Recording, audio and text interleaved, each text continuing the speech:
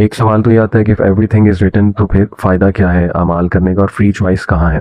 फिर इसी तरह एक हदीस भी कोट की जाती है। इनफैक्ट अभी मेरे एक लेक्चर में एक नौजवान ने हदीस पूछी भी, और हदीस है कि पैदा होने से पहले, पैदाइश होने से पहले लिख दिया जाता है उस बच्चे के बारे में कि बदबख्त है कि खुशबख्त है। और फिर इस तरह की हमें रवायात भी मिलती हैं कि एक बंदा सारी उम्र एफर्ट करता है अच्छा होने की, अच्छे अमल करने की, लेकिन उसकी तकदीर गालिब आ जाती है। इस तरह की भी रवायात हमें मिलती हैं। एग्जैक्ट हदीस मैं कोट नहीं कर रहा, लेकिन कॉन्टेक्स्ट यही है। तो काफ़ी मिसकंसेप्शन और सवालात हैं, तो मैं अपने एंड से कुछ इंशाल्लाह कोशिश करता हूँ, और मैं चाहूँगा आप लोग भी इस पर ज़रूर रोशनी डालें। इंपॉर्टेंट इशू सबसे पहले तो देखें, कदर जो है बेसिकली अल्लाह सुब्हान ताला का इनफाइनाइट नॉलेज है और अल्लाह की विल है, और उससे हमें मसला नहीं होना चाहिए कि अगर अल्लाह को हर चीज़ का पहले से पता है, क्योंकि इसीलिए तो वो अल्लाह है। और इसके कुछ लेवल्स बयान हुए हैं, और डॉक्टर बिलाल फिलिप्स की ये पूरी ट्रीटाइज एक पूरा पूरा किताबचा है, द चैप्टर ऑन कदर। चूँकि मैंने अकीदा डॉक्टर बिलाल फिलिप्स से पढ़ा, तो ये सेकंड सेमेस्टर में हमने द चैप्टर ऑन कदर पढ़ा।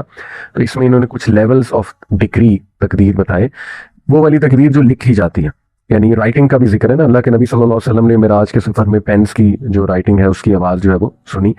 तो राइटिंग जो है, राइटिंग ऑफ डिक्री, ये इसके कुछ लेवल्स हैं, 4 लेवल्स बयान हुए हैं। पहला लेवल है वो राइटिंग जो 50,000 साल पहले, creation of heavens and earth से 50,000 साल पहले अल्लाह ने पेन को बनाया और फिर पेन को हुक्म दिया कि लिख दो।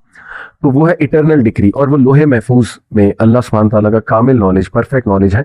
और correct me if I am wrong, कि वो इतना कामिल नॉलेज और वो इतनी कामिल लिखाई है कि उसमें इवन एडिटिंग भी है कि जो तकरीर चेंज होनी है, और वो चेंज कैसे होनी है वो मैं अभी बयान करता हूँ। एवरीथिंग इज रिटन देयर, और वो अल्लाह का कामिल नॉलेज है। सेकेंड लाइफ टाइम डिक्री है, जो कि when the mixed drop of male and female sexual discharge is given life inside the वूम, फरिश्ता आता है, वो कुछ चीजें लिखता है। अब मेरी अंडरस्टैंडिंग है, again I will say correct me if I am wrong, कि ये जो फरिश्ता लिख रहा है ये अल्लाह ने उसे हुक्म दिया है कि ये लिख दो, लेकिन जो असल में होगा उसके एंड तक वो अल्लाह को कामिल नॉलेज है। फरिश्ते को हुक्म दिया गया है कि ये लिख दो, तुम्हारी ड्यूटी है कि ये लिख दो। इसीलिए हजरत उमर सल्लल्लाहु एक दुआ किया करते थे, मैंने एक रवायत पढ़ी कि अल्लाह अगर तूने मुझे बदबख्त लिखा है तो मुझे खुशबख्त बना दे और मुझे जो है मेरे अमाल दुरुस्त कर दे। इसका मतलब है कि ये होप होना चाहिए कि अल्लाह सुब्हान ताला has the power to even change what's written, और फरिश्ते को हुक्म दे सकते हैं कि चेंज भी किया जा सकता है। अच्छा, जो थर्ड लेवल है वो एनुअल डिक्री है, लैलतुल कद्र की रात। उस टाइम भी बड़े फैसले होते हैं बड़े बड़े, और एक इंसान कोई दुआ कर रहा है और हो सकता है अल्लाह उसकी तकदीर में वो लिख दे, लिखवा दे एंजल से। जैसे मैंने पढ़ा, असहाब और असलाफ हज की दुआ करते थे लैलतुल कद्र करके, अल्लाह नेक्स्ट ईयर हज नसीब कर दे। तो ये दुआ ऐसी की जा सकती है कि आप अल्लाह से मनवा भी सकते हैं, ठीक है, कोई बात। और चौथी जो है वो डेली डिक्री है, which is carrying out all of the above decrease at there proper times and places. ये भी चेंज हो सकती है, इसमें भी फ्लेक्सिबिलिटी है डिपेंडिंग ऑन योर अमाल। अल्लाह कभी रिस्क खींच लेता है, कभी रिस्क बहुत फरावानी से दे देता है। गुनाह करेंगे तो एक चीज रुक भी सकती है, ठीक है, वो अल्लाह को पता है कि एक बंदे को ठीक कैसे करना है, उसकी लगाम कैसे खींचनी। तो ये 4 लेवल्स को हम समझ लें तो क्रिस्टल क्लियर हो जाता है कॉन्सेप्ट कि देखिए लोहे महफूज वाला तो मास्टर टैबलेट वाला जो है वो तो कामिल नॉलेज है अल्लाह का, वो तो नहीं मिटने वाला। लेकिन ये कि इसका हरगिज ये मतलब नहीं कि आपके पास फ्री विल, फ्री चॉइस नहीं है।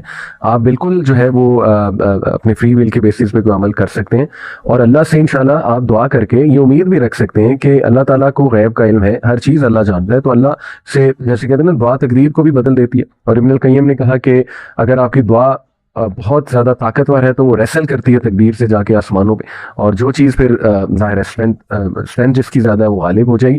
तो मेरी तो इस पे ये अंडरस्टैंडिंग है। What do you guys have to say, specially जो हदीस है कि उसकी तकदीर उसमें गालिब आ जाती है चाहे वो अच्छे अमाल भी कर रहा है, इससे बड़ा वैसे कंफ्यूज जो है ना वो यूथ होते हैं। अच्छा, मैं रिवे इसमें ऐड करना चाहूँगा जो आपने बात की है ना, ये आयत के रेफरेंस है, सूरह रात की आयत है, आयत नंबर 39, यमहुल्लाहु मा यशाअ व युथबितु इंदहु उम्मुल किताब। तो इस आयत से उलमा ने इस्तेदलाल किया कि तकदीर 2 तरह की है, वो जो आपने जिक्र की, मैं उसको कंटेक्चुअलाइज कर दूं इस आयत के हवाले से। तो एक तकदीर तो वो है जो उम्मुल किताब के अंदर लिखी गई है, जो लोहे महफूज में लिखी गई, वो तो चेंज नहीं होनी।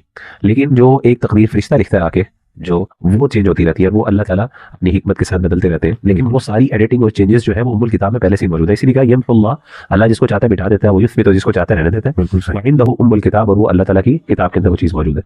तो पहली बात तो ये। दूसरी चीज़, अहमद भाई ने जब हम डिस्कशन कर रहे थे 13वें पारे की गालिबन, तो उसके अंदर अहमद भाई ने एक पॉइंट को बड़ा वाज़ेह किया था, वो ये था कि हमारा ईमान और यकीन होना चाहिए अल्लाह ताला किसी के साथ जुल्म और ज़्यादती नहीं करेगा। यानी ये जो हदीस आपने बयान की, इसका मतलब ये नहीं है कि अल्लाह माफ़ करे, एक बंदा नेकी का अमल करना चाह रहा है और वो बेचारा स्ट्रगल भी कर रहा है, वो कोशिश भी कर रहा है, उसकी नीयत भी है, और वो स्ट्रगल के बावजूद अल्लाह ताला ज़बरदस्ती उसको जहन्नम में डाल देगा, ऐसा नहीं। ये तो जुल्म है, वरना इसके बगैर तो फिर टेस्ट खत्म हो गया ना, फिर वो सारी फ्री विल का कॉन्सेप्ट ही खत्म हो गया हमारे दीन में। असल मकसद उलमा ने इसकी वजाहत ये की है कि वो यानी इंटेंशनली या अपनी फ्री विल के साथ कोई ऐसा अमल कर देता है, अल्लाह माफ करे, जिससे क्या होता है कि उसका सब कुछ खत्म हो जाता है। उसकी मैं आपको मिसाल देता हूँ। ये हो सकता है उसकी नेकी सारी ज़ाहिरी थी हाँ, और बाद हो सकती है, मल्टीपल रीजन हो सकते हैं। अगेन वो जैसे बताया कि वो अल्लाह को पता है। देखिए इन मामलात के अंदर उसमें भी अहमद भाई ने बात की थी कि इन सारे मामलात के अंदर असल फैसला करने वाले अल्लाह की जात है, उसको पता है कि मामलात कैसे होंगे। अब उसकी मिसाल देता हूँ। मिसाल इसके एक वाक़या बड़ा मशहूर जो इमाम कुर्तुबी ने भी जिक्र किया, इब्न क़य्यिम ने भी जो अपनी किताब है दवाए शाफी उसके अंदर इस बात को जिक्र किया। एक वो लड़का था तो वो अजान दिया करता था मीनार के ऊपर खड़े होकर। एक दफा वो अजान दे रहा था तो उसके नीचे जो ऊपर से अजान दी जाती थी तो नीचे जो घरों के अंदर ना सेहन के अंदर उसकी नजर पड़ती थी, बस्ती के घर वाले जो बस्ती के घर थे, तो वहां पे उसकी नजर पड़ी। तो वहां पे उसने एक खातून को देखा, बड़ी खूबसूरत खातून थी। वो इतना उसकी मोहब्बत में गिरफ्तार हुआ कि या तो गालिबन उसमें वाकई करना है तो उसने अजान छोड़ दी। ये फिर पूरी मुकम्मल करने के बाद वो वहां पे गया उसके पास, वहां जाके उसको नॉक किया। वो क्रिश्चियन खातून थी, तो उस पर जब नजर पड़ी तो उसने कहा कि मैं तुमसे शादी करना चाहता हूँ। तो उस खातून ने कहा कि ठीक मैं तो शादी नहीं कर सकती, किस्सा को शॉर्ट कर रहा हूँ, मैं बता रहा हूँ, समराइज करके बता रहा हूँ। तो बड़ा आखिर उसने कहा कि उस खातून ने कहा मैं तुमसे शादी नहीं कर सकती, मैं एक ही तरीके से तुमसे शादी कर सकती हूँ कि तुम अपने दीन को छोड़ दो। वो लड़का बड़ा नेक था, नौजवान था। तो उसने क्या किया कि उसने कोशिश की उसको बनाने की, लेकिन वो ना मानी। तो बिल आखिर वो मोहब्बत में इतना गिरफ्तार हुआ कि उसने बकायदा फैसला किया और उसने इर्तिदाद कर लिया और उसने दीन को छोड़ दिया। जब उसने दीन को छोड़ा तो उसके बाद वो गया दोबारा, उसकी फैमिली रिलीजियस थी खातून की, तो उसने कहा मेरे वालिद से शादी नहीं करेंगे मेरी आपसे। तो उसके बाद उसके वालिद ने मान लिया कि ठीक है तुम क्रिश्चियन हो गए तो अब तुम दोनों शादी कर लो। तो उसने शादी कर ली उससे। तो जैसी शादी की तो मौरखीन बयान करते हैं कि वो सीढ़ियाँ चढ़ रहा था, उसका घर जो थोड़ा सा ऊपर था उस खातून के घर, तो वो उसके ऊपर सीढ़ियाँ चढ़ रहा था, तो थोड़ी सी बन्नी सी थी। तो अचानक उसका पैर फिसला, वो अपनी बीवी से मिलने जा रहा था पहली दफा निकाह के, तो अचानक उसका पैर फिसला तो उसकी गर्दन जो है ना उसकी हड्डी टूट गई गिरकर, तो ऑन द स्पॉट उसकी डेथ हो गई। अब ये इस तरह का वाकया, लेकिन उसने बाय चॉइस फ्री विल एक अमल किया है, अल्लाह ने उसको फोर्स नहीं किया इस बात पे। इस तरह के अमल हो सकते हैं, इंसान जिंदगी में अमल कर रहे हैं। इसकी मिसाल बहुत जबरदस्त मिसाल आपने दी। यानी कहने का मतलब है कि सारे अमल करने बाय विलफुली उसने किया। हाँ, अब अल्लाह ने उसको अपने इल्म के साथ वो चीज रख दी, इसीलिए बड़ी इंपॉर्टेंट बात है। देखें ये ना फ्री चॉइस का मामला तब आप कहते हैं कि फ्री चॉइस नहीं है जब इंसान को पता चल जाए मेरे साथ ही होने वाला है। जब इंसान को पता ही नहीं है इसके साथ क्या होने वाला है, फिर तो फ्री विल है ही नहीं, तो फिर फ्री विल ही आपकी पर्सपेक्टिव से तो फ्री विल नहीं है ना। जैसे इसीलिए अल्लाह के रसूल सल्लल्लाहु अलैहि वसल्लम जब साहबी ने पूछा ना तो अल्लाह के रसूल ने कहा तुम्हें तो पता नहीं है इस बात का, तुम्हें क्या पता है कि कल क्या हो रहा है, कि अल्लाह ने तुम्हारे सामने वो चीज खोल दी है। तो अल्टीमेटली होता यह है कि जब आपके सामने एक चीज नहीं है, आपको पता ही नहीं future how it's going to unfold, तो आपके लिए वो फ्री विल है, आपका पर्सपेक्टिव वही है। अल्लाह के यहाँ वो चीज लिखी हुई है और वो अल्लाह ने ऐसे नहीं लिख दी, वो अल्लाह ताला ने आपकी अपनी विल के मुताबिक और आपके अपने एक्शंस के मुताबिक, अल्लाह ने अपनी नॉलेज के मुताबिक परफेक्टली। या ये कह सकते हैं कि वो कुछ ऐसा अमल कर देता है एकदम से कि जिस अमल की वजह से, उसकी नहुसत की वजह से, उसकी मतलब वो चीज गालिब आ जाती, नहुसत मैंने भी ये मिसाल दिया कि कुफर कर दिया, इतलाक कर दिया, नहीं नेकी है, उसके बाद एट द एंड उसे सब कुछ छोड़ दिया। और उल्टा भी हो जाता है, कई लोगों को हमने खुद देखा है, अल्लाह पूरी जिंदगी गुनाहों की जिंदगी देखी है, लेकिन अल्लाह ताला तौहीद की नेमत नसीब करता है, मुसलमान होते हैं और जन्नत में चले जाते हैं। लेकिन एक हदीस में आता है अल्लाह ताला मुस्कुराते हैं ऐसे शख्स के ऊपर। वो हदीस है ना कि जिसके अंदर वो एक बंदा शहीद होता है जो कत्ल करता है दूसरे को, उसके बाद दोबारा वो फिर कलमा, मौत से पहले कलमा पढ़ के वो भी जन्नत में चला जाता है, मकतूल भी जन्नत में चला जाता है। तो अल्लाह ऐसे दो मकतूल शहीदों पर वो मुस्कुराते हैं। यानी इस हदीस से ये इस्तेदलाल नहीं किया जा सकता कि बंदा जो मर्जी कर ले, एट द एंड होगा वही जो अल्लाह ने उसके लिए लिखा हुआ है। कुछ लोग होगा, लेकिन अली भाई देखें, जैसे मुगीरा भाई ने कहा ना, यार आपको और मुझे तो पता ही नहीं है कि हमारी तकदीर में क्या है क्या नहीं सही है। हमें तो ये भी नहीं पता था कि अल्लाह ताला ने सब कुछ लिखा हुआ जब तक अल्लाह ताला ने हमें बताया नहीं। तो फ्रॉम आवर पर्सपेक्टिव हम लोग फ्री विल के अंदर ही ऑपरेट कर रहे हैं, हमारे पर्सपेक्टिव हमारी फ्री विल ही है।